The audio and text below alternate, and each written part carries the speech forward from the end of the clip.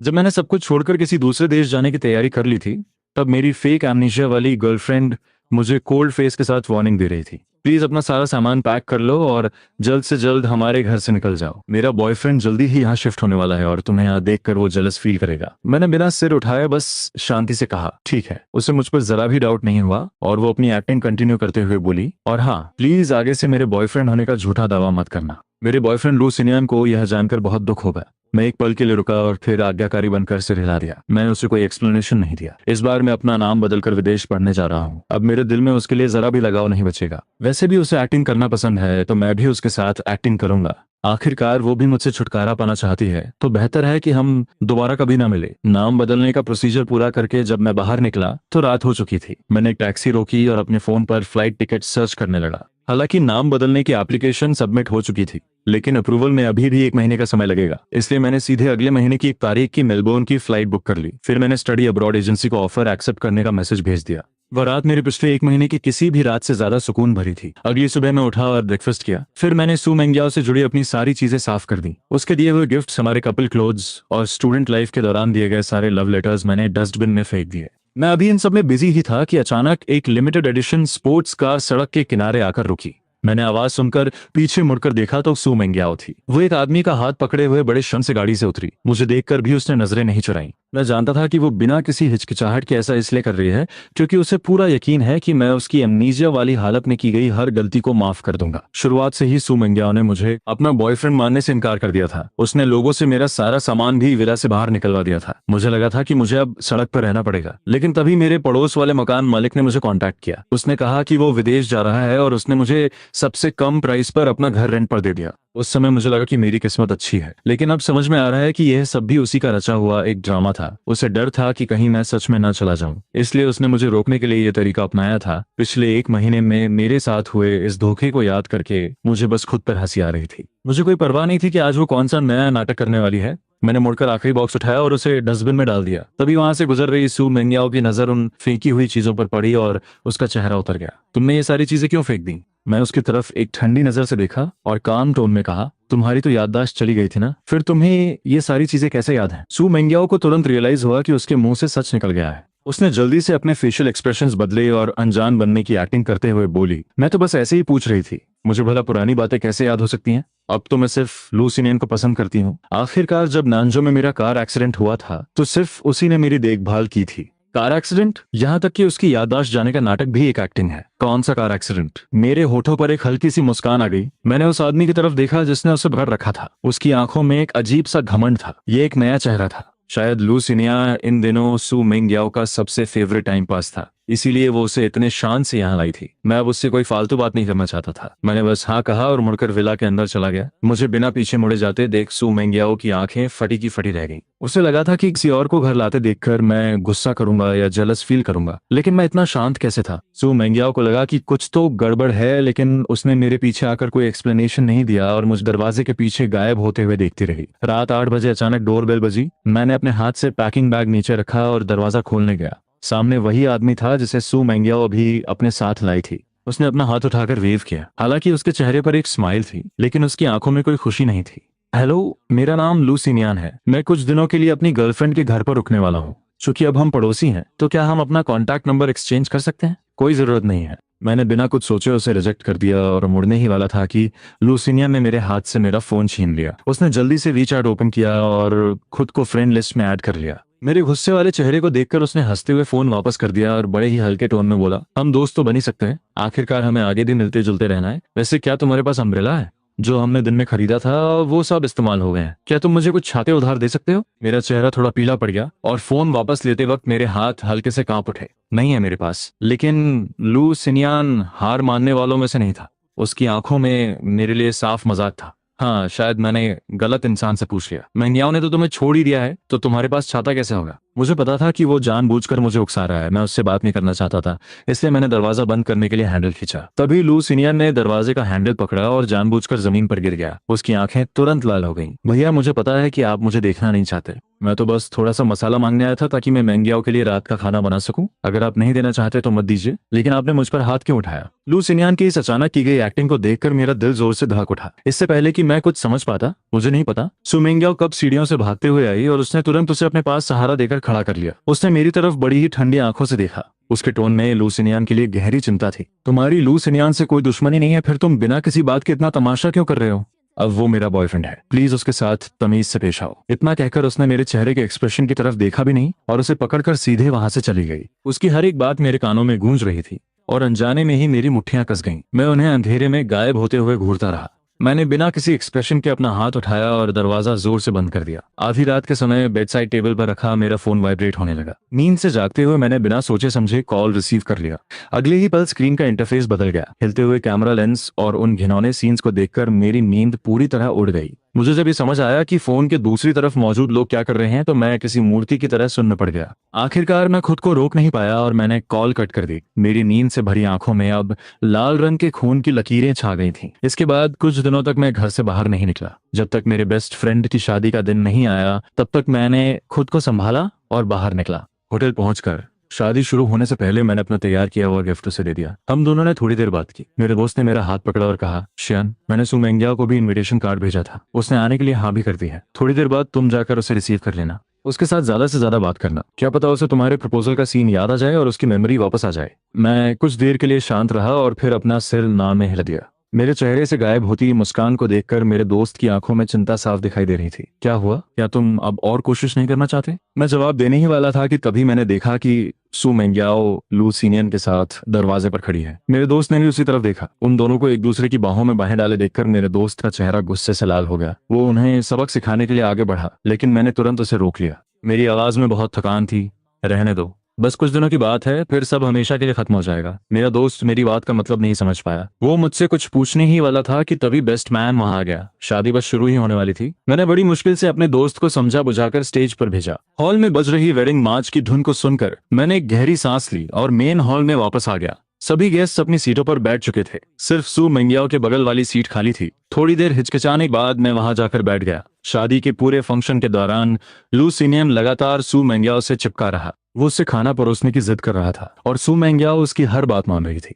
कभी वो उसके लिए ड्रिंक डालती तो कभी उसका सूप फूंक कर ठंडा करती। वो उसका बहुत ज्यादा ख्याल रख रही थी। यहाँ तक कि जब लू सिनियन ने अपनी झूठी मिठाई उसे खिलाई तो उसने बिना किसी हिचकिचाहट के उसे पूरा खा लिया। उन दोनों को इतने करीब देखकर मैंने अपनी नजरें फेर लीं और स्टेज के सेंटर की तरफ देखने लगा। मुझसे कुछ खाया नहीं जा रहा था, इसलिए मैंने अपनी चॉपस्टिक्स को हाथ भी नहीं लगाया। बगल में बैठी मेरे दोस्त की माँ ने मुझे कुछ खाना परोस दिया और ज्यादा खाने के लिए कहा। मैं आंटी की बात को टालना नहीं चाहता था, इसलिए मैंने एक डम्पलिंग उठा लिया। लेकिन तभी बगल में बैठी सु मेंगियाओ ने यह देखा और सीधे अपना हाथ आगे बढ़ाकर वो डम्पलिंग मेरे हाथ से छीन लिया। तुम्हें अपनी जान प्यारी नहीं है क्या? ये सी फूड की फिलिंग वाला है, तुम्हें इससे एलर्जी है, तुम इसे नहीं खा सकते। जमीन पर गिरकर लुढ़कते हुए डम्पलिंग को देखकर मैंने अपना सिर उठाया और उसे गहराई से देखा। सु मेंगियाओ को तब जाकर अपनी गलती का एहसास हुआ। उसने बड़ी ही अजीब सी शक्ल बनाते हुए 2 लाइन की एक्सप्लेनेशन दी। घर में काम करने वाली आंटी कभी सी फूड नहीं खरीदती, मैंने उन्हें कई बार बोलते हुए सुना है। इतना कहने के बाद उसने मेरे चेहरे की तरफ देखने की हिम्मत नहीं की और मुड़कर बैठ गई। लू सिनियन उसके कान के पास आया और पता नहीं उसने क्या कहा कि सु मेंगियाओ ने अपने हाथ का सामान नीचे रख दिया और उसे खींचते हुए वहां से ले गई। मुझे इस बात से कोई फर्क नहीं पड़ता था कि वो लोग कहाँ गए हैं। बोके टॉस की रस्म खत्म होने के बाद मैं वॉशरूम जाने के लिए उठा। जैसे ही मैं दरवाजे तक पहुंचा मुझे अंदर से कुछ अजीब सी आवाजें सुनाई दी। मेरे कदम वहीं रुक गए और मेरी सांसें थम गईं। कुछ मिनटों की शांति के बाद सबसे अंदर वाले क्यूबिकल से एक बहुत ही सॉफ्ट मेल आवाज आई। तुम इतनी वाइल्ड कैसे हो सकती हो? शादी में आई हो और ऐसे कपड़े पहनकर, क्या तुम्हें पसंद नहीं है? इस सवाल के बाद एक हल्की सी हंसी गूंजी। बेशक मुझे पसंद है। मैंने अपना सिर उठाया और ऊपर लगे साइन बोर्ड को देखा। मेरी उंगलियां मेरी हथेली में गहराई तक गिर चुकी थीं। कॉरिडोर में लगातार कदमों की आवाजें आ रही थीं। वॉशरूम में अब फिर से शांति छा गई थी।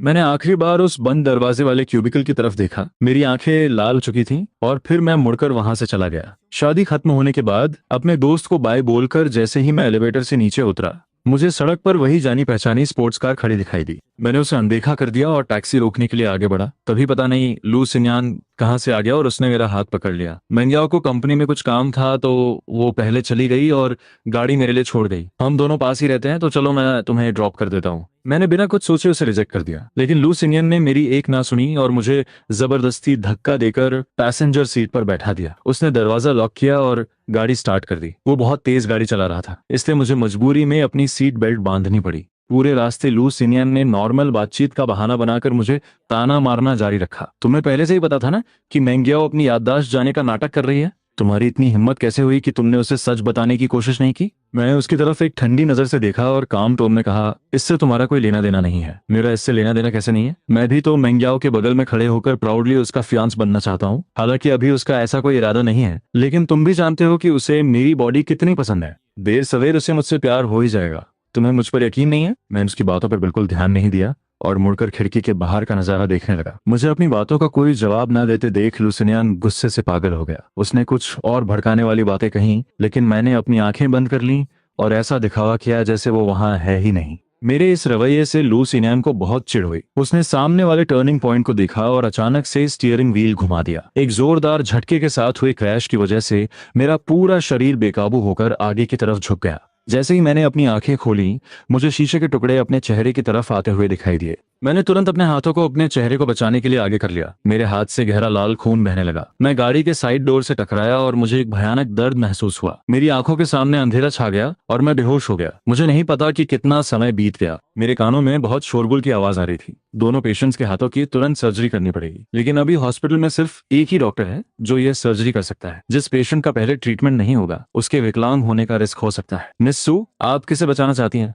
ये सुनकर मैंने खुद को थोड़ा होश में लाने की कोशिश की और बड़ी मुश्किल से मेरे गले से दो शब्द निकले, मेरे हाथ मेरे लिए बहुत जरूरी हैं। मेरे हाथ में कोई प्रॉब्लम नहीं होनी चाहिए। उस गर्म छोटे से हाथ ने जो मेरे बाएं हाथ को पकड़े हुए था, आवाज सुनकर तुरंत मेरी पकड़ छोड़ दी। जैसे ही मैंने आंखें खोली, मैंने सू मेंग्याओ के चेहरे पर एक पल के लिए घबराहट देखी। उसने अपना हाथ लू सिनियन के कंधे पर रखा और भारी आवाज में बोली, पहले लू सिनियन को बचाओ। मुझे नहीं पता कितना समय और बीत गया। अंधेरे में लगातार डूबते हुए आखिरकार मुझे थोड़ा होश आया। शायद ये एनेस्थीसिया का असर था कि मैं अपनी आंखें नहीं खोल पा रहा था, लेकिन मुझे अपने आसपास कुछ हलचल सुनाई दे रही थी। दो लोग आपस में बात कर रहे थे और उनकी आवाज बहुत जानी पहचानी लग रही थी। मेंग्याओ दीदी, तुमने इतना बड़ा तमाशा खड़ा कर दिया, अब तुम इसे कैसे संभालोगी? गु शियान के लिए उसके हाथ उसकी जान से भी ज्यादा प्यारे हैं और तुमने पहले लू सिनियन को बचाने का फैसला किया। क्या तुम गु शियान को मार डालना चाहती हो? मैं भला शियान को क्यों मारना चाहूंगी? वो तो बस इत्तेफाक था कि वो उस वक्त होश में आ गया। अगर मैं पहले उसे बचाने के लिए मान जाती तो मेरे फेक एमनीशिया का नाटक सबके सामने जाता। बस 20 दिन और बाकी हैं। मैं बस कुछ दिन और मजे करना चाहती थी। मैं शियान को कुछ नहीं होने दूंगी। ये कोई छोटी बात नहीं है।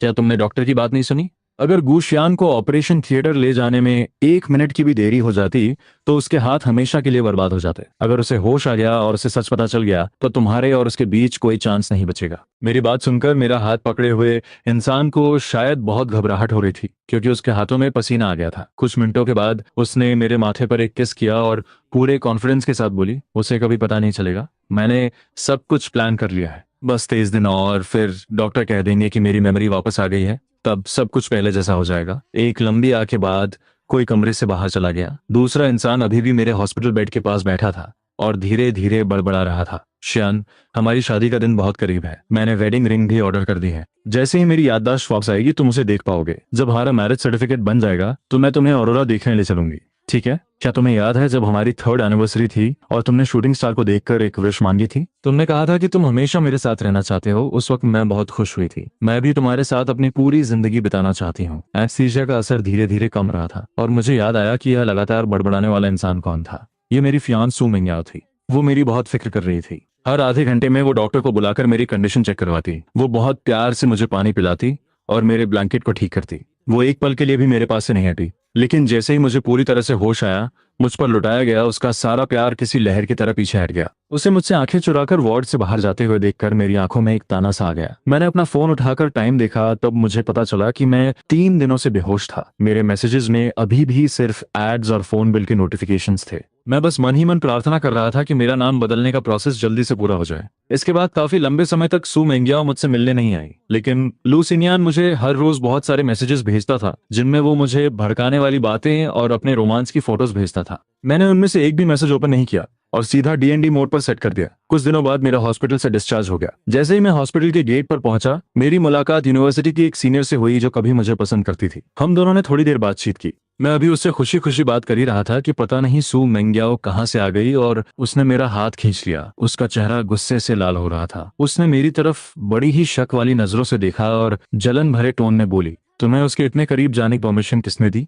मैंने अपना हाथ छुड़ाया और उसे एक ताना मारते हुए कहा, क्या तुम्हारी याददाश्त नहीं चली गई थी? क्या तुमने मुझे अपना बॉयफ्रेंड मानने से इनकार नहीं कर दिया था? मुझे जिससे बात करनी होगी मैं करूंगा, तुम्हें मुझे कंट्रोल करने का कोई हक नहीं है। इतना कहकर मुझे कोई परवाह नहीं थी कि उसका क्या रिएक्शन होगा। मैंने एक टैक्सी रोकी और वहां से चला गया। मेरे शब्दों ने सू मेंग्याओ को पूरी तरह से चुप करा दिया था। वो मुझे जाते हुए देखने के अलावा कुछ नहीं कर सकी। कुछ समय तक रेस्ट करने के बाद मैं धीरे धीरे रिकवर होने लगा। खाली समय में मैंने अपने खर्चों का हिसाब लगाया तो पता चला कि मुझे पैसों की जरूरत है। तभी मेरे एक पुराने कस्टमर ने मुझे एक बड़े क्लाइंट से मिलवाया। मैं वैसे भी फ्री था तो मैंने वो प्रोजेक्ट ले लिया। लेकिन जब मैं लोकेशन पर पहुंचा तो मुझे पता चला कि वो एक बर्थडे पार्टी थी। सू मेंग्याओ को लू सिन्यान का हाथ पकड़े हुए देखकर मैं पूरी तरह से हैरान रह गया। मेरे दिल में कुछ बुरा होने का एहसास होने लगा, लेकिन मैं एडवांस पेमेंट ले चुका था, इसलिए मुझे अपनी फीलिंग्स को दबाकर अपना कैमरा निकालना पड़ा। मुझे देखकर लू सिन्यान ने तुरंत अपनी टाई ठीक की और मुस्कुराते हुए मेरे पास आया। माफ करना, मैंने तुम्हें परेशान किया। फोटोज थोड़ी लो एंगल से लेना और ब्राइटनेस भी थोड़ी कम रखना। जब मैं स्टेज पर जाऊं तो कैमरा थोड़ा जूम इन कर लेना। उसकी इन सारी डिमांड्स को मानकर मैंने सैकड़ों फोटोज खींची, लेकिन लू सिन्यान को एक भी फोटो पसंद नहीं आई और वो मुझे दोबारा फोटोज खींचने के लिए फोर्स करने लगा। मैंने बहुत पेशेंस के साथ 3-4 बार दोबारा फोटोज खींची, जिससे मेरी चोटिल कलाई में फिर से दर्द होने लगा। लू सिन्यान ने मेरी तरफ देखा और मजाक उड़ाते हुए कहा, ये तुमने कैसी फोटोज खींची है? गुशियान, तुम तो बहुत बड़े फोटोग्राफर माने जाते हो, लेकिन ऐसा लगता है कि तुम उतने भी अच्छे नहीं हो जितना लोग कहते हैं। चलो पहले वाली फोटोज यूज कर लेते हैं, कम से कम उनमें से कुछ तो देखने लायक हैं। आसपास के लोग भी मुझ छिपाकर मेरी इस हालत पर हंसने लगे। मैंने अपनी सुन्न पड़ चुकी टांगों को थोड़ा और खड़ा हो गया। उस समय लू सिन्यान और भी ज्यादा घमंडी हो गया था। वो सू मेंग्याओ के पास गया, पीछे मुड़ा और मेरी तरफ हाथ हिलाया। मेरी नजरें एक जगह टिक गईं, लेकिन मैं जल्द ही अपने नॉर्मल कोल्ड एक्सप्रेशन में वापस आ गया। मैंने अपना कैमरा उठाया, लेंस को उन दोनों की तरफ पॉइंट किया और शटर बटन दबा दिया। लू सिन्यान ने बहुत सारे पोज दिए और आखिर में उसने सू मेंग्याओ को किस किया। उसी पल पूरी पार्टी खुशी से झूम उठी और सब चिल्लाने लगे, क्या ड्रामा चल रहा है? इन आवाजों को सुनकर सू मेंग्याओ की बॉडी एक पल के लिए स्टिफ हो गई। उसने लू सिन्यान की कमर पर से अपना हाथ हटा लिया और थोड़ी नर्वस होकर मेरी तरफ देखा, लेकिन मैंने कोई रिएक्शन नहीं दिया। मैं उस सिर नीचे करके कैमरा में फोटोज चेक कर रहा था, जैसे कि अभी जो कुछ भी हुआ मुझे उससे कोई फर्क ही ना पड़ा हो। रात की 11 बजे 4 घंटे से चल रही ये पार्टी आखिरकार खत्म हो गई। मैंने अपना कैमरा वापस बैग में रखा और एक टिश्यू पेपर निकालकर अपने कपड़ों से केक पोंछने लगा, जो लू सिन्यान ने गलती से मुझ पर गिरा दिया था। तभी खाली हॉल में कदमों की आवाज गूंजने लगी। मैंने सिर उठाकर देखा तो लू सिन्यान मुस्कुराते हुए सीधा मेरी तरफ आ रहा था। तुमने आज बहुत मेहनत की है, तुम्हें पैसों की बहुत जरूरत है ना? मैं चाहता हूँ कि तुम मेरी कुछ और फोटोज खींचो, मैं तुम्हें डबल पैसे दूंगा। क्या तुम ये काम करोगे? डबल पैसे? मैंने कुछ देर सोचा और फिर हाँ में सिर हिला दिया। लू सिन्यान सीधा मुझे ऊपर होटल रूम में ले गया। उसने सबसे पहले शूटिंग एंगल और कंटेंट फिक्स किया। मैं अभी कॉर्नर में अपना कैमरा सेट कर ही रहा था कि बाहर से किसी ने दरवाजा खटखटाया। लू सिन्यान ने दरवाजा खोलने में कोई जल्दबाजी नहीं दिखाई और मेरी तरफ देखकर एक बहुत ही अजीब सी मुस्कान के साथ बोला, बस अभी शुरू होने वाला है, सब कुछ रिकॉर्ड करना मत भूलना। इतना कहकर उसने कर्टन खींच दिया और कॉर्नर को कवर कर दिया, जिससे कैमरा के लिए सिर्फ एक छोटी सी जगह बच गई। मैं उस छोटी सी जगह में सिकुड़कर बैठ गया और पास आती कदमों की आवाजें सुन रहा था। झुकते हुए उस रोमांटिक लाइट में लू सिन्यान एक औरत की टाई खींचते हुए धीरे धीरे आगे बढ़ा। उन दोनों की बॉडीज एक दूसरे से पूरी तरह चिपक गई थी। कैमरा लेंस में सू मेंग्याओ को लू सिन्यान के साथ इतनी शिद्दत से किस करते हुए देखकर स्टैंड पर रखे मेरे हाथ जोर से कस गए। उसे पता ही नहीं था कि मैं भी उसी कमरे में हूँ। कमरे में उनकी हवस और भी ज्यादा बढ़ने लगी थी। उन लगातार आने वाली आवाजों को सुनकर मैं पूरी तरह से सुन्न हो चुका था। मुझे सांस लेने में भी तकलीफ हो रही थी। ऐसा लग रहा था मानो वक्त बहुत धीरे धीरे गुजर रहा हो। रात के 3 बजे कमरे में हलचल बंद हुई और बाथरूम से पानी गिरने की आवाज आने लगी। मैंने कर्टन हटाया और अपने सुन्न हो चुके पैरों को घसीटते हुए बाहर निकला। मैंने जमीन पर बिखरे हुए कपड़ों को पार किया, वो मेमोरी कार्ड टेबल पर रखा और दरवाजा खोलकर बाहर निकल गया। आधी रात की सड़क पर कोई नहीं था और मैं बिना किसी मंजिल के यूं ही भटक रहा था। मुझे नहीं पता कि मैं कितनी देर तक चला। जब मैंने अपनी थकी हुई आंखें उठाईं तो मुझे एहसास हुआ कि मैं अनजाने में अपने हाई स्कूल पहुंच गया हूं। पुरानी यादें ताजा होने लगी। सू मेंग्याओ ने स्पोर्ट्स ग्राउंड के 1000 मीटर वाले ट्रैक पर मेरा हाथ पकड़कर दौड़ लगाई थी। उसने मेरे बर्थडे पर पूरे ऑडिटोरियम को गुलाब के फूलों से सजा दिया था और फ्लैग रेजिंग स्टेज पर पूरे स्कूल के सामने मुझे प्रपोज किया था। सब कुछ पहले जैसा ही था, लेकिन वहां खड़े मेरे दिल की हालत अब पूरी तरह से बदल चुकी थी। मैं स्कूल बिल्डिंग की तरफ गया और वहां मुझे टीचिंग डायरेक्टर मिले, जो शायद काम पर आए थे। चूंकि सू मेंग्याओ ने इतने ग्रैंड तरीके से मुझे प्रपोज किया था, इसलिए स्कूल के लगभग सभी टीचर्स मुझे पहचानते थे। डायरेक्टर ने मुस्कुराते हुए मुझे हेलो कहा। गुशियान, तुम अचानक स्कूल वापस कैसे आ गए? सू मेंग्याओ कहाँ है? मैंने कुछ समय पहले सुना था कि तुम दोनों की सगाई हो गई है। क्या तुम हमें इनविटेशन कार्ड देने आए हो?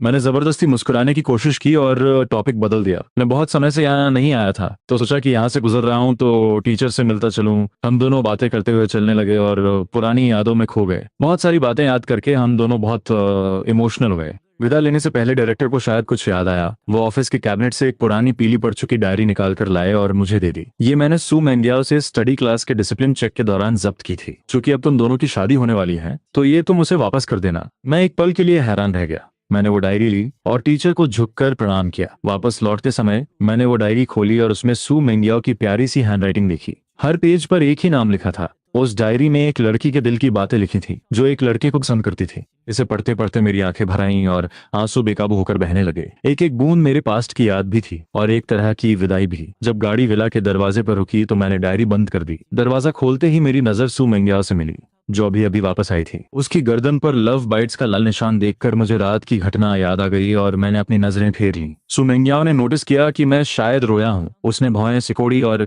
अभी वो कुछ पूछने ही वाली थी कि लू सिनियान जो उसे पकड़े हुए था मेरी लाल आंखों को देखकर हंसने लगा। तुमने कल रात बहुत मेहनत की है। मैंने पैसे ट्रांसफर कर दिए।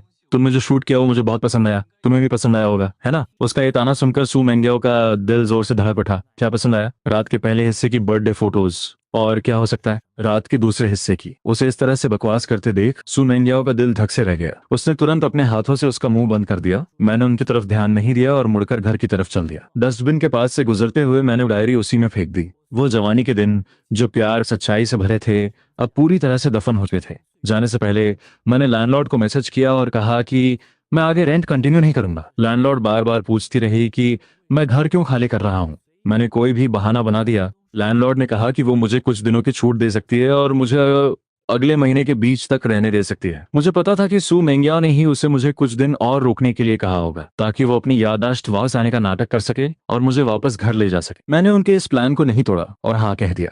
जाने से 3 दिन पहले मुझे एक अननोन नंबर से कॉल आया। मिस्टर गू बोल रहे हैं? हेलो, मैं हिल्टन होटल का मैनेजर हूँ। वही होटल जहाँ आपने अपनी एंगेजमेंट पार्टी की थी। बात यह है कि आपकी फियांस ने पहले ही हमारे मेन हॉल को बुक कर लिया था। सुना है कि परसों यहाँ शादी की पार्टी होने वाली है, लेकिन हम पिछले कुछ दिनों से उनसे कांटेक्ट नहीं कर पा रहे हैं। कुछ डिटेल्स कंफर्म करनी है। क्या आप आकर हमसे बात कर सकते हैं? मैं मना करने ही वाला था लेकिन परसों सुनकर मेरी पलकें झपक गई। 1 जनवरी वही दिन था जब सू मेंगियाओ ने अपनी याददाश्त वापस आने का नाटक करने का प्लान बनाया था और वही मेरा भी यहाँ से जाने का दिन था। मैंने मान लिया और टैक्सी लेकर वहां पहुंच गया।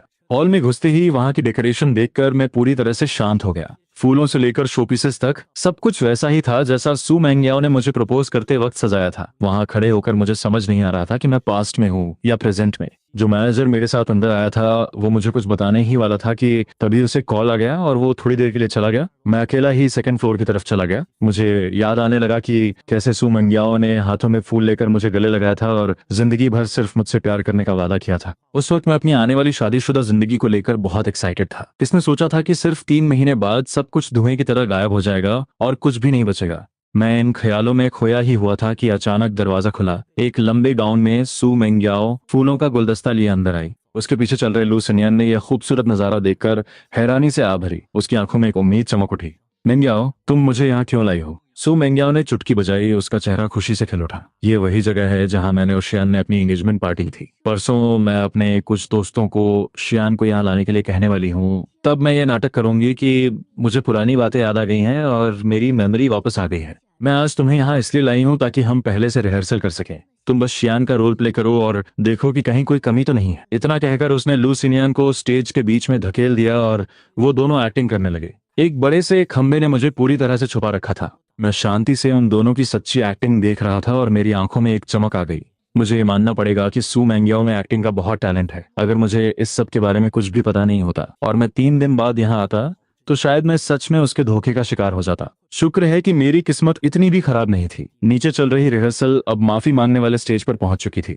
लू सिनियन नीचे झुका और उसने सू मेंगियाओ को किस किया। जो माहौल पहले रोमांटिक था वो अब अजीब होने का था। 2.5 मिनट के बाद लू सिनियन ने सू मेंगियाओ को गले लगाते हुए धीरे से कहा, अगर उसके पास वापस जाने के बाद तुम्हें सेटिस्फैक्शन न मिले तो तुम मुझे कभी भी कांटेक्ट कर सकती हो। ये सुनकर सू मेंगियाओ की आंखों में एक अजीब सी नफरत दिखी और उसने पूरे कॉन्फिडेंस के साथ कहा, अब कोई आगे नहीं होगा। 3 दिन बाद सब कुछ खत्म हो जाएगा। मैं सिर्फ गू शियान की होकर रहूंगी, समझे? मैंने अपनी पलकें झुकाई और अपनी आंखों के ताने को छुपा लिया। मेरे दिल ने उसे जवाब दिया, बहुत अफसोस की बात है सु मेंग्याओ, लेकिन अब मुझे तुम्हारी जरूरत नहीं है। यहाँ से जाने से 2 दिन पहले मुझे मैसेज मिला कि मेरा नाम बदलने का प्रोसीजर पूरा हो गया है। मैं घर से निकला और अपना नया आईडी कार्ड और पासपोर्ट ले आया। जब मैं घर पहुंचा तो शाम हो चुकी थी। सिर उठाते ही मैंने सु मेंग्याओ को दरवाजे पर मेरा इंतजार करते देखा। ऐसा लग रहा था कि वो मेरे वापस आने का ही इंतजार कर रही थी। मुझे देखकर उसकी आंखों में एक अजीब सी चमक आ गई। उसने झिझकते हुए पूछा, तुम कहाँ गए थे? मैंने अपनी चाबी से दरवाजा खोला और बहुत शांति से बोला, क्या कोई काम था? सु मेंग्याओ ने अपना हाथ अपनी जेब में डाला और ऐसे एक्टिंग करने लगी जैसे कुछ हुआ ही ना हो। कुछ नहीं, बस वेदर फोरकास्ट बता रहा था कि कल बहुत तेज बारिश होगी। अगर कोई जरूरी काम ना हो तो बाहर मत निकलना।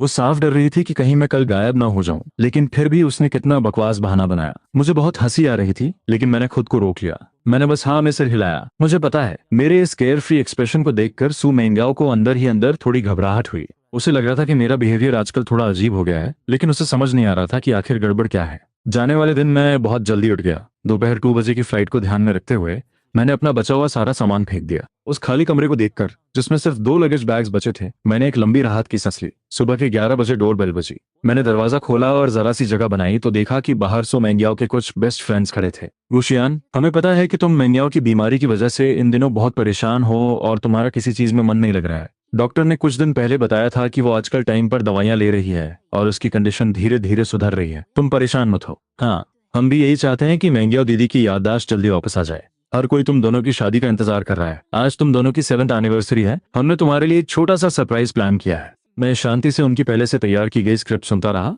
और फिर बड़े आराम से पूछा, कैसा सरप्राइज? तुम्हारे साथ चलो, तुम्हें खुद पता चल जाएगा। मैं अभी जवाब देने ही वाला था कि उनमें से एक का फोन बज उठा। 1 मिनट बाद उनका प्लान बदल गया। गुशियान, एक छोटी सी प्रॉब्लम हो गई है। सरप्राइज के लिए थोड़ा वेट करना पड़ेगा। तुम अपना काम खत्म कर लो, हम तुम्हें रात में लेने आएंगे। इतना कहकर वो सब बारिश में ही वहां से चले गए। उनकी गाड़ी को बारिश में गायब होते देखकर मैं पीछे मुड़ा और लगेज नीचे ले आया। 10 मिनट बाद दरवाजे पर टैक्सी आकर थी। ड्राइवर ने मेरा लगेज रखा और हम निकल गए। मैंने विला को छोड़ दिया। जब मैं पड़ोस के घर के दरवाजे पर खड़ी गाड़ी के पास से गुजरा तो मुझे अंदर से कुछ अजीब सी आवाजें सुनाई दी। मैंने मुड़कर उस स्पोर्ट्स कार को देखा जो तेजी से हिल रही थी। मेरा दिल भारी हो गया और मैंने जल्दी से पैसेंजर सीट की तरफ कदम बढ़ाए। शाम के 5 बज रहे थे।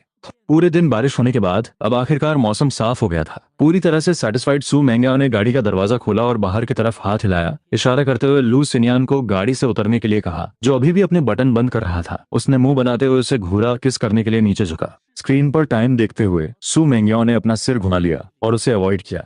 उसने बहुत ही सुस्त आवाज में कहा, रुक जाओ। सु मेंग्याओ ने उसकी बात काटते हुए एक बॉसी टोन में कहा, शुरुआत से ही मैंने तुम्हें बता दिया था कि हम सिर्फ 2 महीने का एक गेम खेल रहे हैं। अब टाइम खत्म हो चुका है, तुम्हें यहाँ से जाना होगा। उसका ये कोल्ड रवैया देखकर लू सिनियन को ना चाहते हुए भी गाड़ी से उतरना पड़ा। सु मेंग्याओ ने गाड़ी का शीशा खोला और एक्सेलरेटर दबा दिया। हवा ने गाड़ी के अंदर की सारी हवस को उड़ा दिया। नेविगेशन स्क्रीन पर कम होती दूरी को देखकर उसके चेहरे पर एक हल्की सी मुस्कान आ गई। गाड़ी हिल्टन होटल के बाहर रुकने के बाद वो मेन हॉल की तरफ जाने के बजाय सीधा ऊपर चली गई। दोपहर के इस ड्रामा की वजह से उसके कपड़े बहुत सिकुड़ गए थे। उसे उन्हें ठीक करने की जरूरत थी। बाथरूम में जाने से पहले उसने अपनी सहेलियों को फोन किया और उन्हें कुछ इंस्ट्रक्शंस दिए। दूसरी तरफ के लोग एक साथ हंसने लगे। मेंग्याओ दीदी, आप चिंता मत करो, सुबह गुशियान ने आने के लिए हाँ कर दी थी। हमसे लेने के लिए रास्ते में ही है। हाँ, आपको तो ये सोचना चाहिए कि आपको बाद में एक्टिंग कैसे करनी है। ये कोई आसान काम नहीं है। तुम लोगों ने 2 महीने से एक्टिंग की है और जरा सी भी गड़बड़ नहीं हुई। तुम किस बात से डर रही हो? गुशियान मेंग्याओ दीदी से बहुत प्यार करता है, वो पक्का शक नहीं करेगा। सु मेंग्याओ उनकी ये फालतू बातें नहीं सुनना चाहती थी। उसने हंसते हुए उन्हें कुछ सुनाया और फोन सोफा पर फेंक दिया। आधे घंटे बाद जब वो अपने बाल पोंछते हुए बाहर आई तो उसने देखा कि उसका फोन लगातार बज रहा है। उसने स्क्रीन ऑन की और 20 से ज्यादा मिस्ड कॉल्स देखकर उसकी धड़कनें तेज हो गईं। अपनी घबराहट को दबाते हुए उसने कॉल रिसीव किया। इतनी बार फोन क्यों कर रही हो? क्या हुआ? मेंग्याओ दीदी, हम 10 मिनट से ज्यादा टाइम से विला का दरवाजा खटखटा रहे हैं। गुशियान बाहर नहीं आया। वो मैसेजेस का रिप्लाई नहीं दे रहा है और उसका फोन भी स्विच ऑफ है। अब हम क्या करें? वो कांटेक्ट में ही नहीं है। सु मेंग्याओ ने अपनी भौहें सिकोड़ी। उसका सारा अच्छा मूड खराब हो गया था। शायद वो सो गया होगा। तुम लोग मेरे घर जाओ, पापा से स्पेयर की लो और अंदर जाकर देखो। सहेलियों ने हाँ में जवाब दिया। सु मेंग्याओ ने अपना सिर दबाया और साफ कपड़े पहनते हुए रात की प्लान के बारे में सोचने लगी। तैयार होने के बाद वो अपना सामान लेकर नीचे गई। होटल मैनेजर ने उसे देखते ही गर्मजोशी से उसका स्वागत किया। मिस सु, कृपया डेकोरेशन देख लीजिए। अगर कुछ पसंद नहीं आया तो हम तुरंत चेंज कर देंगे। सु मेंग्याओ ने एक नजर डाली और संतुष्ट होकर सिर हिलाया। बुरा नहीं है। तारीफ सुनकर मैनेजर की खुशी का ठिकाना नहीं रहा। मिस सू, मुझे खुशी है कि आपको ये पसंद आया। सच कहूं तो इसे बिल्कुल वैसा ही सजाने के लिए आपके फियांस को भी धन्यवाद देना चाहिए। कुछ दिन पहले मैं कुछ चीजों की पोजीशन भूल गया था, तो मैंने उन्हें यहाँ बुला लिया था। फियांक, ये शब्द सुनकर सू मेंग्याओ के चेहरे के एक्सप्रेशंस गायब हो गए। उसने घूरते हुए गुस्से से पूछा, तुम्हें किसने उसे कांटेक्ट करने की परमिशन दी? ये उसके लिए एक सरप्राइज था, क्या तुम्हें नहीं पता था? उसे गुस्सा होते देख मैनेजर डर गया और हकलाते हुए बोला, मैं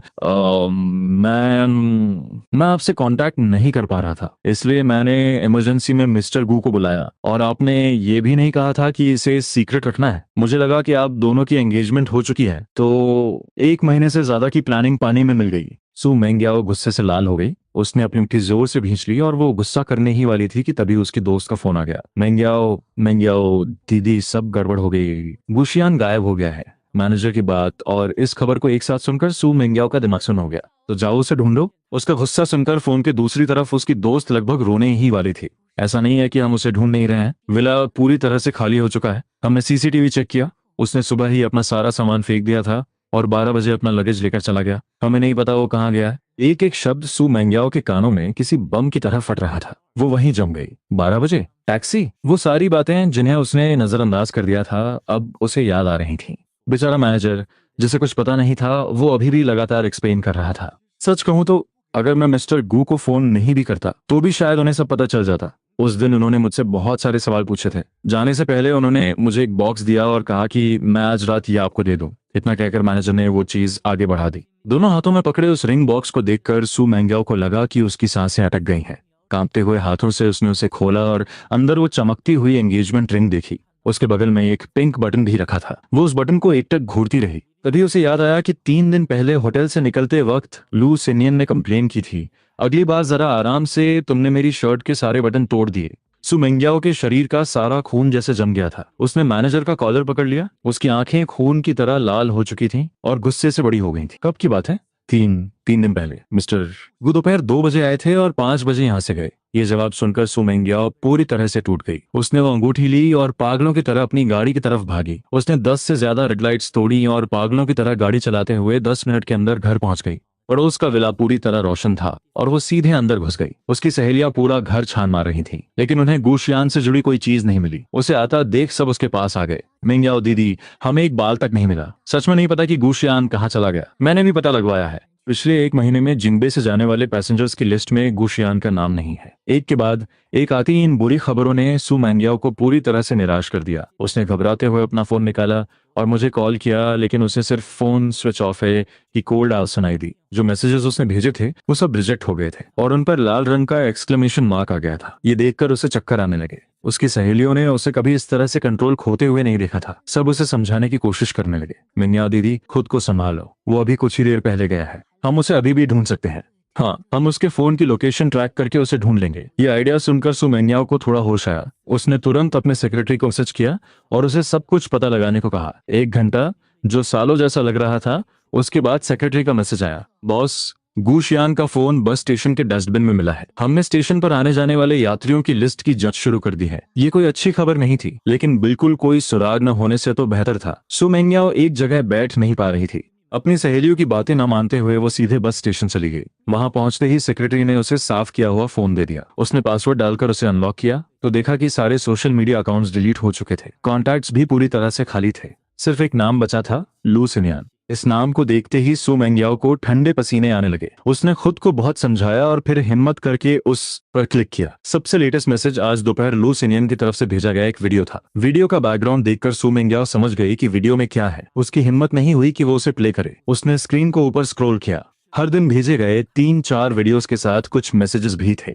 अनजान बनने का नाटक करना बहुत मुश्किल है ना? गुशियान, तुम्हारे साथ इतना बड़ा मजाक हो रहा है और तुम फिर भी इसे बर्दाश्त कर रहे हो। तुम्हारी फियांस में इतनी हवस है और तुम इतने ठंडे हो। अगर तुम दोनों सच में शादी कर भी लो तो मुझे लगता है कि 3 महीने में तुम्हारा डिवोर्स हो जाएगा। क्या तुम सच में उससे शादी करना चाहते हो? 1 जनवरी से लेकर 30 दिसंबर तक पूरा चैट ऐसी ही भड़काने वाली बातों से भरा था। सू मेंग्याओ का गुस्सा 7वें आसमान पर पहुंच चुका था। उसके दिमाग में सिर्फ एक ही बात चल रही थी, लू सिनियन को सबक सिखाना है। वो तेजी से गाड़ी चलाते हुए घर लौटी। जैसे ही वो गाड़ी से उतरी, उसने दरवाजे पर रखा हुआ लगेज देखा। लू सिनियन नौकरों को सामान उठाने का ऑर्डर दे रहा था। उसे वापस आता देख वो तुरंत उसके पास आ गया। तुम वापस आ गई? क्या तुम मेरे बिना नहीं रह सकती? अगर ऐसा है तो मुझे किस करो और मैं यहीं रुक जाऊंगा। सामने उस खूबसूरत चेहरे को देखकर सू मिंगयाओ खुद को रोक नहीं पाई। उसने अपना हाथ उठाया और पूरी ताकत से उसके चेहरे पर एक जोरदार थप्पड़ मारा। चटाक की आवाज के साथ लू सिन्यान जमीन पर गिर पड़ा। उसका गोरा चेहरा लाल हो गया और सूज गया। उसने अपनी आंखों में अविश्वास के साथ ऊपर देखा। मिंगयाओ,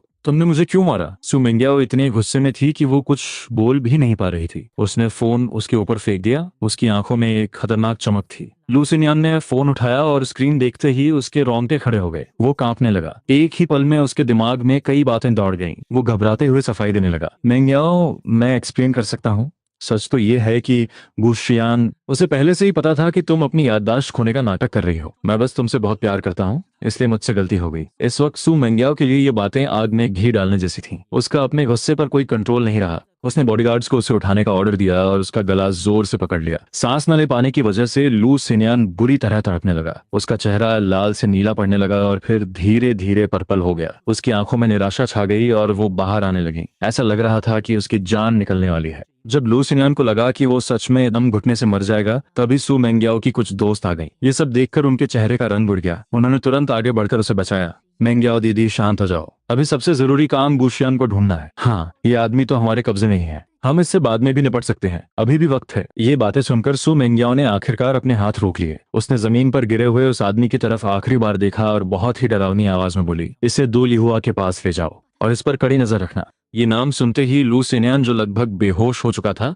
अचानक होश में आ गया। वो घिसता हुआ सू मिंगयाओ के पास गया, उसके पैर पकड़ लिए और भीख मांगते हुए बोला, मिंगयाओ नहीं, मिंगयाओ दीदी, मैं 2 महीने तक तुम्हारे साथ रहा हूँ। मुझे इस बार माफ कर दो। बस मुझे जाने दो। मैं वादा करता हूँ कि मैं तुम्हें कभी परेशान नहीं करूंगा, प्लीज। सू मिंगयाओ के चेहरे पर कोई इमोशन नहीं था। उसकी सहेलियां भी उसे समझाने की हिम्मत नहीं कर पाई। वो उसे खींचते हुए गाड़ी में ले गईं। लू सिन्यान खुद को छुड़ा नहीं पा रहा था और बेबस होकर रियर व्यू मिरर में दूर जाते हुए घर को देखता रहा। उसकी दर्द भरी आवाज पूरी गाड़ी में गूंज रही थी। सब लड़कियों के चेहरे पर एक गुस्सा था। अगर तुम चुपचाप बात मान लेते, कोई नाटक नहीं करते और पैसे लेकर चले जाते, तो तुम्हें अपनी पूरी जिंदगी की फिक्र नहीं करनी पड़ती। लेकिन तुम्हें अपनी औकात नहीं पता थी। तुमने जानबूझकर गुशियान को उकसाया। तुम इसी लायक हो। अब तुम्हें सबक मिल गया होगा। जब तुम सिस्टर ड्यू के पास पहुंचोगे तो चुपचाप उनकी बात मानना, तभी तुम्हारी जान बच सकती है। वरना उनके आदमियों के जो तरीके हैं, तुम बस दर्द सहने के लिए तैयार रहना।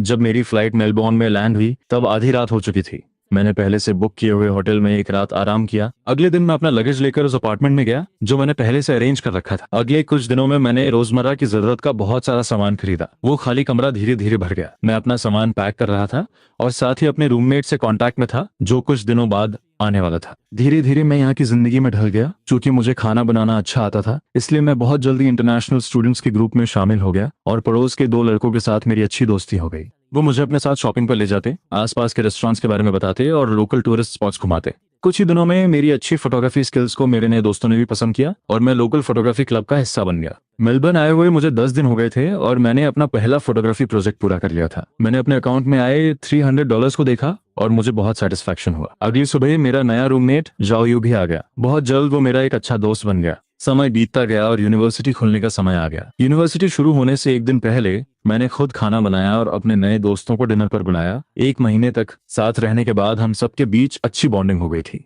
कुछ ड्रिंक्स के बाद सब एक दूसरे के साथ गॉसिप करने लगे। पता नहीं किसने शुरुआत की, लेकिन सब अपनी एक्स गर्लफ्रेंड्स के बारे में शिकायत करने लगे। जाओयू ने हंसते हुए यूं ही पूछ लिया। सबने अपनी कहानी बता दी। चियान भैया, क्या आपका कोई सीक्रेट है जो आप हमारे साथ शेयर करना चाहोगे? मेरे चेहरे की मुस्कान गायब हो गई। जब बाकी लड़कों ने अपनी एक्स गर्लफ्रेंड्स के धोखा देने की कहानियां बताई तो मैंने उन्हें मजाक के तौर पर लिया था, लेकिन जब बात मुझ पर आई तो मुझे कुछ भी बोलना बहुत मुश्किल लगा। इतना वक्त गुजरने के बाद जब भी मैं सू मिंगयाओ का नाम याद करता हूँ तो मुझे कोई दुख नहीं होता। लेकिन इन लड़कों के सामने जो मुझसे 2-3 साल छोटे थे, अभी अभी ग्रेजुएट हुए थे और दुनियादारी से अनजान थे, मुझे समझ नहीं आ रहा था कि मैं क्या कहूँ। आखिरकार 10 साल का रिश्ता, 7 साल का प्यार और शादी से सिर्फ 1-2 महीने पहले प्यार का धोखा मिलना सुनने में बहुत ही दर्दनाक कहानी लगती है। मैं नहीं चाहता था कि लोग मुझे हमदर्दी भरी नजरों से देखें। इस 1015 सेकंड की शांति से जाओ यू को समझ आ गया कि कुछ तो गड़बड़ है। उसने खुद ही टॉपिक बदल दिया और मुझे शर्मिंदा नहीं किया। खाना पीना खत्म होने के बाद जाओ यू खुद मेरे पास आया और माफी मांगने लगा। शियान भैया, मेरा वो मतलब नहीं था। I am sorry. मुझे पता था कि उसने जानबूझकर नहीं किया था, इसलिए मैंने हंसते हुए हाथ हिलाकर उसे माफ कर दिया।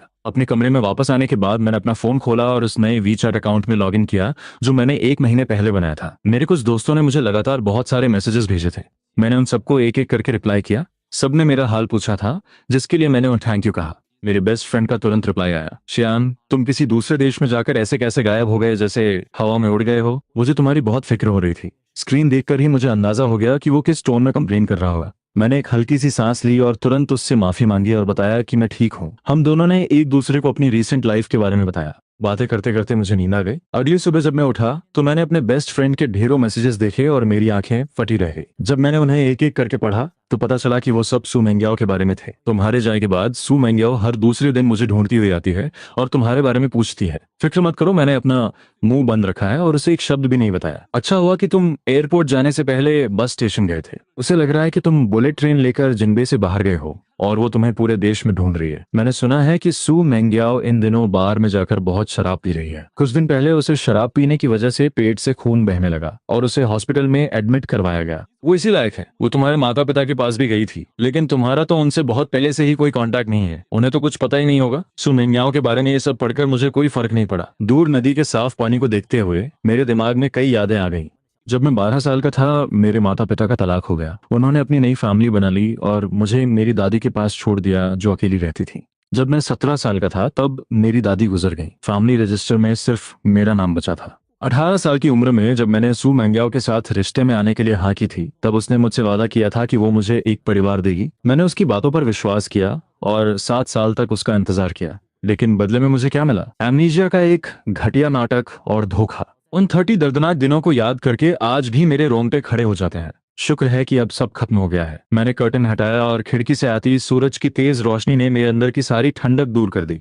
सुबह के 8 बजे अलार्म बजा। मैंने कपड़े बदले, अपना बैग लिया और जाओयू के साथ यूनिवर्सिटी चला गया। फ्रेशमैन एनरोलमेंट सेरेमनी ऑडिटोरियम में हो रही थी। मैं नए और एनर्जेटिक स्टूडेंट्स के बीच बैठा था। प्रिंसिपल की मोटिवेशन से भरी बातें सुन रहा था। मेरे मन में जो एक अजीब सा डर था वो धीरे धीरे खत्म हो गया। गुशियान का नया फ्यूचर अब शुरू हो चुका था। सू मेंग्याओ ने जैसे ही आंखें खोली उसे डिसइंफेक्टेंट की तेज महक आई। शराब के साइड इफेक्ट्स अभी भी उसकी बॉडी में फैल रहे थे। उसका सिर भारी था और पेट में बहुत तेज दर्द हो रहा था। उसने खाली नजरों से अपने आसपास देखा। उसे धीरे धीरे होश आ रहा था। उसके पास खड़े सू फैमिली के लोगों ने जब देखा कि उसे होश आ गया है तो उन्होंने राहत की सांस ली, लेकिन उनके चेहरे अभी भी उदास थे। तुम एक आदमी के लिए कब तक ऐसे मरने का नाटक करोगी? उसकी कुछ सहेलियां भी उसके पास आ गईं और उसे समझाने लगी। गुशियान को गए 1 महीना हो गया है और उसका कोई अता पता नहीं है। वो जानबूझकर ऐसा कर रहा है। मेंग्याओ दीदी, उसे भूल जाओ। तुम जैसा लड़का चाहो वैसा मिल सकता है। फिर तुम उसी के पीछे क्यों पड़ी हो? सू मेंग्याओ पिछले 1 महीने में ये बातें कई बार सुन चुकी थी। उसने कभी इन पे ध्यान नहीं दिया और अब भी उन्हें अनसुना कर रही थी। उसकी लाल आंखें खाली थीं। उसके बिना मेकअप वाले चेहरे पर सिर्फ एक जिद दिख रही थी। उसे इस तरह बर्बाद होते देखकर सू मेंग्याओ की माँ का गुस्सा फूट पड़ा और उन्होंने आखिरकार अपना आपा खो दिया। तुम सू फैमिली की इकलौती बेटी हो। तुम्हारे कंधों पर सू ग्रुप के फ्यूचर की जिम्मेदारी है और तुम हर दिन इस तरह प्यार में पागल होकर क्या कर रही हो? मैं तुम्हें आखिरी बार बता रही हूँ, मैंने तुम्हारे लिए लड़का पसंद कर लिया है। 5 दिन बाद शादी है और तुम्हें वहां आना होगा। अगर तुम वही भी नहीं समझी तो आगे से सू फैमिली का नाम इस्तेमाल करना भूल जाना। इतना कहकर सू मेंग्याओ की माँ ने उसकी तरफ देखा भी नहीं और गुस्से से दरवाजा पटक कर चली गई। कमरे में सन्नाटा छा गया। उसकी सहेलियां भी चुप रहीं। सू मेंग्याओ बड़ी मुश्किल से उठी। उसकी आवाज भारी और थकी हुई थी। उस बुढ़िया ने किसे चुना है? जोहान, जो फैमिली का तीसरा बेटा। सू मेंग्याओ ने एक ठंडी सांस ली और उसकी आंखों में एक अजीब सी चमक आ गई। तुम लोग जाकर उससे कहो कि शादी का फैसला कोई और नहीं कर सकता। अगर वो समझदार है तो खुद शादी तोड़ दे, वरना मुझे जो फैमिली की बेइज्जती करने के लिए मजबूर मत करना। सू मेंग्याओ के इस टोन से ही उसकी सहेलियां समझ गईं कि वो आसानी से हार नहीं मानेगी। लेकिन अभी कुछ देर पहले सू आंटी के गुस्से को देखकर उन्होंने डरते डरते उसे समझाने की कोशिश की। मेंग्याओ दीदी, हमारे सर्कल में शादियां बिजनेस डील्स की तरह होती हैं। सू आंटी ने अपना फाइनल डिसीजन सुना दिया है और जो फैमिली से पंगा लेना भी आसान नहीं है। क्यों ना इस बात को यहीं खत्म कर दें? हाँ, इनविटेशन कार्ड्स पहले ही भेजे जा चुके हैं। अब पीछे हटने का कोई रास्ता नहीं है। दूल्हा बदल गया तो क्या हो? अगर गुशियान वापस आ भी जाए तो उसका फैमिली बैकग्राउंड तुम्हारे स्टेटस से मैच नहीं करता। सू मेंग्याओ ने कभी नहीं सोचा था कि वो सहेलियां जो बचपन से उसके साथ हैं वो ऐसी बकवास करेंगी। उसका चेहरा गुस्से से लाल हो गया और उसने उन्हें घूर कर देखा। अगर तुमने दोबारा ऐसी बात कही तो यहाँ से दफा हो जाना। मैं सू मेंग्याओ हूँ और मेरी जिंदगी में मेरा पति सिर्फ गुशियान ही होगा। मुझे कोई फर्क नहीं पड़ता कि वो जो फैमिली से है या शिए फैमिली से। मैं किसी से शादी नहीं करूंगी। उनकी बातों का कोई असर ना होते देख उसकी सहेलियों ने भी कुछ बोलना ठीक नहीं समझा। वो सब चुपचाप वहां से चली गई। हॉस्पिटल वार्ड में अब सू मेंग्याओ अकेली थी। उसने अपनी आंखें बंद कर ली और उसके दिमाग में कई तस्वीरें घूमने लगी। रोज घर से निकलने से पहले मैं उसके कपड़े ठीक करता था और उसे किस करता था। जब वो बीमार होती थी तो मैं उसकी फिक्र में रोने लगता था और उसके लिए गर्म सूप लेकर जाता था। एनिवर्सरीज पर मेरे दिए हुए सरप्राइज गिफ्ट्स और हर साल साथ रहने का वो वादा अब सिर्फ एक सपना बनकर रह गए थे। सेक्रेटरी के उस मैसेज को देखकर कि अभी भी मेरा कोई पता नहीं है, सू मैंग्याओ का टूटा हुआ दिल एक बार फिर दर्द से भर गया। उसने उस फोन को कसकर पकड़ लिया जो मैंने फेंक दिया था, जैसे वही उसकी आखिरी उम्मीद हो। मैंग्याओ दीदी, हमने जोहान से बात की है। उसने कहा कि शादी का फैसला उसके पेरेंट्स ने किया है और वो उनकी बात मानेगा, वो शादी नहीं तोड़ेगा। अब हम क्या करें? ये सुनकर सू मैंग्याओ का दिल और टूट गया। उसकी आंखों में गुस्सा भर गया। अगर उसे समझ नहीं आ रहा है तो हम देखते हैं कि आगे क्या होता है। उसकी इस आवाज को सुनकर उसकी सहेलियों का दिल दहल गया। जो फैमिली भी जिंगबे में एक बहुत बड़ी फैमिली थी। मैंग्याओ दीदी, तुम क्या करने वाली हो? प्लीज कुछ गलत मत करना। सू मैंग्याओ ने उनकी तरफ देखा लेकिन कोई जवाब नहीं दिया और टॉपिक बदल दिया। लू सिनियन कहाँ है? उसकी सहेलियां तो इस आदमी के बारे में भूल ही गई थी। सब एक दूसरे का मुंह देखने लगी। पता नहीं, सिस्टर डू से पूछना पड़ेगा। इतना कहकर वो कॉल करने ही वाली थी कि सू मैंग्याओ, जिसके अंदर गुस्सा भरा हुआ था और उसे निकालने का कोई रास्ता नहीं मिल रहा था, उसने उन्हें रोक दिया और खुद वहां जाने का फैसला किया। वीआईपी रूम में घुसते ही जैसे ही वो बैठी, डू ली हुआ शराब और एक आदमी को लेकर अंदर आई। वो सू मैंग्याओ को खुश करने की कोशिश कर रही थी। बॉस सू, आपको जो चाहिए था मैं ले आई, आप खुद देख लीजिए। इतना कहकर उसने अपने पीछे डरे हुए छुप रहे आदमी को धक्का दिया। लू सिनियन अब सिर्फ हड्डियों का ढांचा बन चुका था। उसके हाथों और पैरों पर नीले और पर्पल निशान थे। वो बुरी तरह कांप रहा था और ऊपर देखने की हिम्मत भी नहीं कर पा रहा था। कमरे में आए लोगों को देखकर उसकी आंखों में एक अजीब सा डर था। मैंग्याओ दीदी, 1 महीने में ही एक हैंडसम लड़का ऐसी हालत में पहुंच जाएगा, ये देखकर कमरे में मौजूद हर कोई हैरान रह गया। सिर्फ सू मैंग्याओ के चेहरे पर कोई इमोशन नहीं था। वो उस आदमी को घूरती रही और उसकी आंखों में सिर्फ नफरत थी। आखिर में उसकी आवाज में बहुत पछतावा था। कमरे में कई लोगों ने लंबी आह भरी। काश मुझे पहले पता होता तो मैं ये सब शुरू ही क्यों करती। 2 महीने पहले इसी वीआईपी रूम में कही गई बातों को याद करके उन्हें लगा कि वो मजाक में की गई बातें अब सच हो गई थी। सेकंड मिस शहन ने अपने प्यार को पाने के लिए जो कुछ भी किया उसका कोई असर नहीं हुआ और गुशियान ऐसे गायब हो गया जैसे वो कभी था ही नहीं। इस 1 महीने में उसकी सहेलियों ने उसे ढूंढने के लिए अपने सारे कॉन्टैक्ट्स का इस्तेमाल किया। उन्होंने हर वो जगह छान मारी जहां वो हो सकता था, लेकिन कुछ पता नहीं चला। कोई इंसान इतने बड़े सर्च ऑपरेशन से कैसे बच सकता है और अपना कोई सुराग कैसे नहीं छोड़ता? ये सवाल उन सबके दिमाग में घूम रहा था। यूनिवर्सिटी शुरू हुए 1 हफ्ता हो गया था और मैं कैंपस के माहौल में ढल रहा था। रोज सुबह उठकर क्लासेस अटेंड करना और क्लासमेट्स के साथ असाइनमेंट्स डिस्कस करना, खाली समय में दोस्तों के साथ घूमना फिरना और पार्टी करना। अगर पहले मेरी जिंदगी से समंदर में आ रहे तूफान की तरह थी तो अब ये शांत पानी की तरह हो गई थी। मैं इस शांति को एंजॉय कर रहा था। मेरा शरीर और दिमाग दोनों रिलैक्स हो गए थे। शनिवार की दोपहर को मैं और जाओयू पार्क में वॉक करने गए। वापस आकर मैंने देखा कि वी चैट पर मैसेजेस की बाढ़ आई हुई है। मेरे कई दोस्तों ने मुझे एक ही लिंक फॉरवर्ड किया था। उस लिंक को खोलते ही मुझे सू मैंग्याओ और गुशियान के नाम दिखाई दिए। जब मैंने उस शादी का पूरा वीडियो देखा तो मैं कुछ बोल ही नहीं पाया। मैंने बस कुछ डॉट्स रिप्लाई कर दिए। मेरे बेस्ट फ्रेंड का मैसेज भी तुरंत आ गया। उसने गुस्से में बहुत सारी गालियां लिखी थी।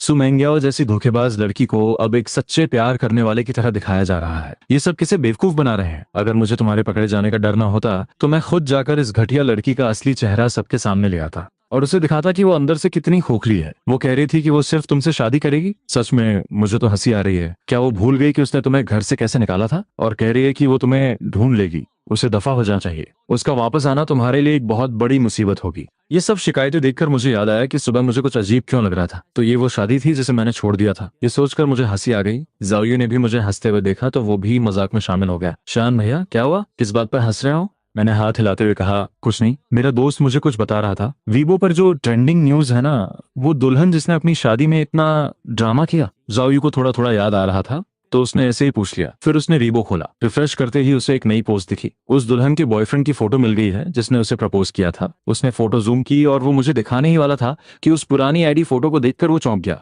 वो उस फोटो को काफी देर तक घूरता रहा और फिर उसने मेरी तरफ देखा। मुझे लगा कि वो मुझे देख रहा है तो मैं सिर उठाकर उसकी तरफ देखा। क्या हुआ? थोड़ा हिचकिचाने के बाद जाओयू ने सच बताने का फैसला किया। शियान भैया, लोकल मीडिया ने उस लड़के की फोटो ढूंढ निकाली है जिसे वो दुल्हन प्रपोज कर रही थी। वो बिल्कुल आपके जैसा दिखता है। क्या आप उसे जानते हैं? मेरी चेहरे की मुस्कान गायब हो गई। अब मुझे समझ आया कि सू मैंग्याओ ने इतना बड़ा तमाशा क्यों किया था। वो सिर्फ मुझे ढूंढना चाहती थी। मेरे दिल में एक अजीब सी फीलिंग आई। मैंने जाओयू के हाथ में फोन स्क्रीन देखी और भौहें सिकोड़ी।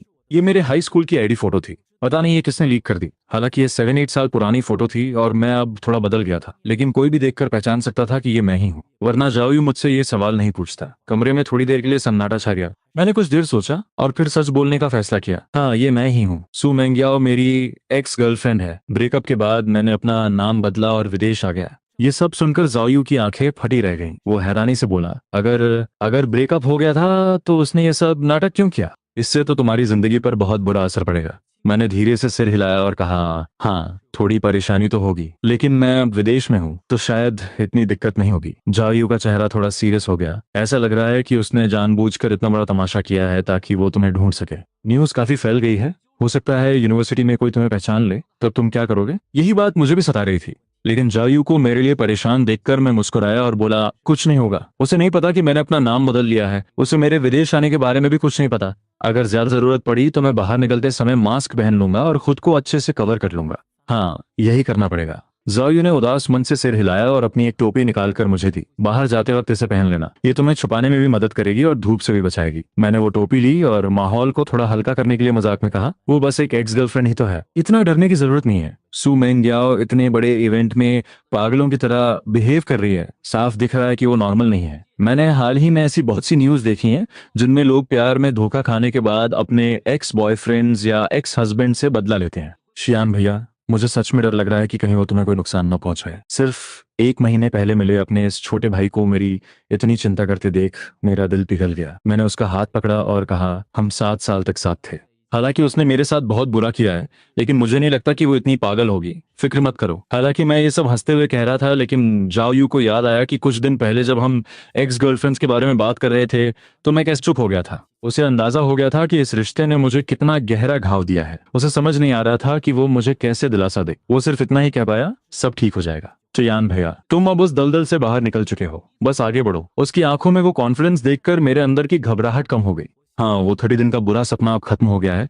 अब डरने की क्या बात है। शादी के अगले दिन सू फैमिली ने अनाउंस किया कि सू मेंग्याओ को सू ग्रुप के सारे काम से हटा दिया गया है, और जो फैमिली ने भी अनाउंस किया कि वो सू फैमिली के साथ अपने 3 प्रोजेक्ट्स कैंसिल कर रहे हैं। मेरे गायब होने के 50 दिन बाद भी सू मेंग्याओ को मेरे बारे में कोई खबर नहीं थी। इंटरनेट पर उसके बारे में बहुत सी बातें हुई थी, लेकिन सब हमारे पास के बारे में थी। किसी ने भी ये नहीं बताया कि मैं कहाँ हूँ। सू मेंग्याओ का मुझे ढूंढने का जो कॉन्फिडेंस था वो वक्त के साथ खत्म होता जा रहा था। उसे उस खाली विला में जाने से डर लगने लगा था और वो अपने सेक्रेटरी के मैसेजेस भी नहीं पढ़ना चाहती थी। यहाँ तक कि अब गुशियान का नाम सुनते ही वो गुस्सा हो जाती थी। सू फैमिली ने उसके सारे कार्ड्स ब्लॉक कर दिए थे। अब वो पहले की तरह पैसे नहीं उड़ा सकती थी। उसकी सहेलियों ने भी उम्मीद छोड़ दी थी और उसे सब भूल जाने को कह रही थी। अपनी फैमिली से माफी मांग लो। अपनी 24 साल की जिंदगी में सू मेंग्याओ ने पहली बार ऐसी हार का सामना किया था। वो हर दिन शराब पीती और नशे में चीजें तोड़ती। वो मेरा नाम लेकर रोती और पछताती, लेकिन शराब सिर्फ कुछ देर के लिए ही उसे सुकून देती थी। जब वो होश में आती तो उसे फिर से उसी कड़वी सच्चाई का सामना करना पड़ता। इस सब से गुजरते हुए वो अब पहले जैसी कॉन्फिडेंट और खुश नहीं रही। न्यू ईयर्स ईव के दिन सू मेंग्याओ बार में अकेली बैठकर शराब पी रही थी। उसने अपने पिता के कई कॉल्स रिजेक्ट कर दिए और आखिर में फोन स्विच ऑफ कर दिया। आधी रात को जब वो नशे में धुत होकर घर पहुंची तो उसे मेरी याद आने लगी। हर साल न्यू ईयर्स ईव पर अपने घर में डिनर करने के बाद वो विला आती थी। मैं उसके लिए बहुत अच्छा खाना बनाता था और हम साथ में नया साल मनाते थे। हम दोनों सोफा पर बैठकर बाहर पटाखों को देखते थे और हमेशा साथ रहने का वादा करते थे। आज भी बाहर पटाखे फूट रहे हैं, लेकिन उसके आसपास कोई नहीं है। सिर्फ शराब की खाली बोतलें पड़ी हैं। खिड़की से बाहर देखते हुए सू मेंग्याओ को बहुत अकेलापन महसूस हो रहा था। 12 बजते ही उसने अपना फोन उठाया और मुझे हैप्पी न्यू ईयर का मैसेज भेजा। डिंग डोंग, टेबल पर रखा उसका फोन बजा। उसने मेरा फोन उठाया और उस लाल नोटिफिकेशन पर क्लिक किया जिस पर उसने खुद को मैसेज भेजा था। इस जानी पहचानी फोटो और मैसेज को देखकर सू मेंग्याओ को लगा कि उसका दर्द थोड़ा कम हो गया है। अब वो सिर्फ खुद के बनाए हुए इन झूठे मैसेजेस से ही दिल को तसल्ली दे सकती थी। लेकिन तभी किसी ने उसे मेरे बारे में एक खबर दी। उसकी एक सहेली जो मेलबर्न में पढ़ रही थी, उसने बताया कि उसने यूनिवर्सिटी में किसी को देखा है जो बिल्कुल गू शियान जैसा दिखता है। ये खबर सुनकर सू मेंग्याओ में जैसे जान आ गई। उसने तुरंत मेलबर्न की फ्लाइट बुक की और जाने के लिए तैयार हो गई, लेकिन उसकी सहेलियों ने उसे रोक लिया। मेंग्याओ दीदी, वो इंसान मिल गया है, वो कहीं भागेगा नहीं। अभी लूसिनियन का मामला ज्यादा जरूरी है। जब तक वो सॉल्व नहीं होगा गुशियान तुम्हें कैसे माफ करेगा। ये सुनकर सू मेंग्याओ की खुशी गायब हो गई। उसने खुद को संभाला। उसकी सहेलियां उसे कई आइडियाज दे रही थी, लेकिन उसे कोई भी सही नहीं लगा। आखिर में उसने खुद ही इस मामले को सॉल्व करने का फैसला किया। सू मेंग्याओ सीधे हॉस्पिटल गई। उसने लू सिनियान को हमेशा के लिए रास्ते से हटाने का फैसला कर लिया था। आधे घंटे बाद लू सिनियान को मौत के मुंह में देखकर उसने बॉडीगार्ड्स को बाहर भेज दिया। वो चाहती थी कि लू लू सिनियान तड़प तड़प कर मरे। सू मेंग्याओ खड़ी हुई और अपने हाथों से खून साफ करने लगी, जैसे कुछ हुआ ही न हो। खून साफ करने के बाद सू मेंग्याओ ने अपनी घड़ी देखी और बाहर जाने के लिए मुड़ी। जैसे ही उसने एक कदम बढ़ाया, उसके पैर में बहुत तेज दर्द हुआ। वो जमीन पर गिर पड़ी। दर्द से उसका चेहरा बिगड़ गया।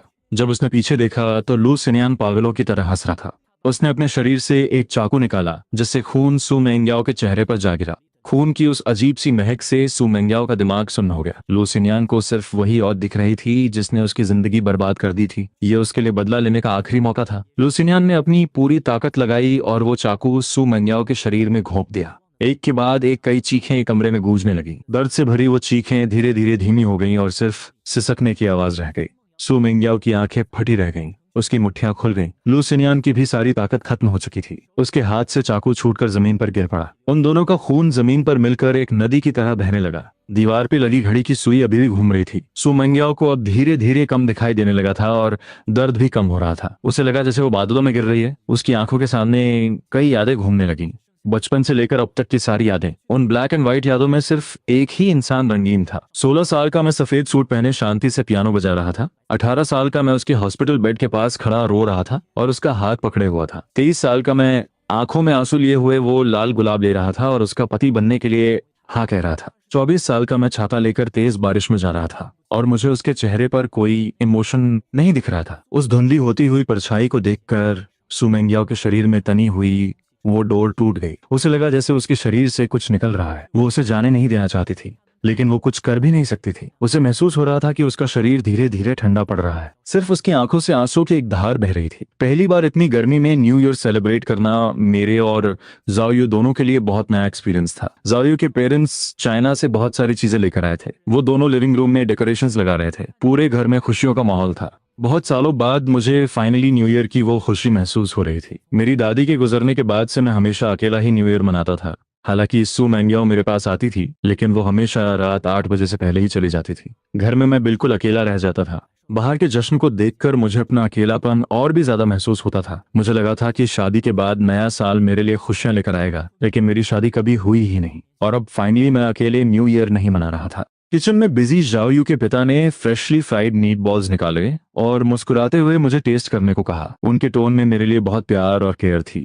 श्यान, ये शाओयू की फेवरेट डिश है। इतने सालों में ये मेरा सबसे अच्छा न्यू ईयर था। अगले 2 सालों तक मैंने अपना न्यू ईयर ऑस्ट्रेलिया में ही मनाया। हर साल जाओयू के पेरेंट्स हमारे साथ सेलिब्रेट करने आते थे। इतने समय तक साथ रहने के बाद हम एक फैमिली की तरह हो गए थे। जिस साल मेरा ग्रेजुएशन हुआ, जाओ फैमिली मेलबोर्न में ही सेटल हो गई। जाओयू ने मुझसे पूछा कि क्या मेरा यहीं रुकने का प्लान है। मैंने इस बारे में बहुत सोचा था। चाइना में मेरे जो भी क्लोज फ्रेंड्स थे वो सब अपनी लाइफ में सेटल हो चुके थे और मेरी फैमिली से मेरा कोई कनेक्शन नहीं था। वहां मेरा कोई घर या प्रॉपर्टी भी नहीं थी। अगर मैं अपने रिलेशनशिप्स और करियर को देखूं तो मुझे यहीं रुकना ज्यादा सही लगा। इसलिए मैंने जॉब ढूंढना शुरू किया और इमिग्रेशन के पेपर्स तैयार करने लगा। इस सब में जाओ फैमिली ने मेरी बहुत मदद की। पढ़ाई के दौरान ही मैंने अपनी स्किल्स की वजह से अच्छे खासे पैसे जमा कर लिए थे। इसलिए ग्रेजुएशन के बाद मैंने अपना खुद का एक छोटा सा फोटोग्राफी स्टूडियो खोल लिया। अगले 2 सालों में मेरा स्टूडियो काफी बड़ा हो गया और अच्छा चलने लगा। 4 साल पूरे होने के बाद मुझे परमानेंट रेजिडेंसी मिल गई। जब मैं पेपर वर्क के लिए चाइना वापस गया तो अपने पुराने दोस्तों से मिला। सालों बाद हम सब मिल रहे थे। वक्त बहुत तेजी से बीत गया था। अब हम वैसे नहीं दिखते थे जैसे हम जवानी में दिखते थे, लेकिन फिर भी जब हम मिले तो हमें लगा जैसे कुछ बदला ही नहीं है। सबको मेरी लव लाइफ के बारे में जानने में बहुत इंटरेस्ट था। मैंने भी उन्हें सब कुछ बहुत आराम से बताया। पिछले 2 सालों में मेरे 2 रिलेशनशिप्स रहे, लेकिन कुछ रीजंस की वजह से हमारा ब्रेकअप हो गया। मेरी करंट गर्लफ्रेंड के साथ मेरा रिलेशन पिछले साल अगस्त से है। वो मुझसे 2 साल छोटी है, लेकिन काफी मैच्योर है। मैं उन्हें अपनी लव लाइफ के बारे में बता रहा था और फोटोज और वीडियोस दिखा रहा था। स्क्रीन पर हम दोनों को एक साथ खुश देखकर सबने राहत की सांस ली। हम काफी देर तक बातें करते रहे। तभी पता नहीं किसने सू मेंग्याओ का नाम लिया। सुना है सू मेंग्याओ मर चुकी है। ये सुनकर मुझे थोड़ा झटका लगा। इन सालों में मैं अपनी पढ़ाई और काम में इतना बिजी था कि मैं चाइना की कोई खबर ही नहीं सुनी थी। कभी कभी जब मैं जाओयू के साथ पुरानी बातें याद करता था तो मुझे वो वक्त किसी धुएं की तरह लगता था जिसे मैं साफ साफ नहीं देख सकता। और सू मेंग्याओ का नाम भी किसी पुरानी फेडेड फोटो की तरह लगता था। मुझे लगा था कि वो समय के साथ आगे बढ़ गई होगी, अपना फैमिली बिजनेस संभाल रही होगी और एक नई जिंदगी जी रही होगी। मुझे नहीं पता था कि वो मर चुकी है। कमरे में एक पल के लिए सन्नाटा छा गया। सब मेरा रिएक्शन देख रहे थे। मुझे सिर्फ शॉक देखकर सब रिलैक्स हो गए और फिर से बातें करने लगे। हाँ, मैंने भी ये खबर सुनी थी श्यान। मैं तुम्हें बताना चाहता था, लेकिन फिर मुझे लगा कि तुम अब मूव ऑन कर चुके हो। तो मैं ये दुखद बात तुम्हें क्यों बताऊं? इसमें दुखी होने वाली क्या बात है? मैंने सुना है कि उसने उस लू नाम के आदमी को बहुत टॉर्चर किया था और उसी ने बदला लेने के लिए उसे मार दिया। उसे उसके किए की सजा मिली। इतने लंबे समय के बाद मुझे उस आदमी का नाम भी याद नहीं आ रहा था। मुझे सिर्फ उस कार एक्सीडेंट की याद थी जिसने मेरी जिंदगी लगभग बर्बाद कर दी थी। इसलिए जब मैंने सुना कि मेरी जिंदगी बदलने वाले उन दो लोगों का ये अंजाम हुआ तो मुझे थोड़ा अजीब लगा, लेकिन वो सिर्फ एक पल के लिए था। आखिरकार वो बहुत पहले की बात थी। वो यादें हवा के झोंके की तरह आईं और फिर हमेशा के लिए गायब हो गईं।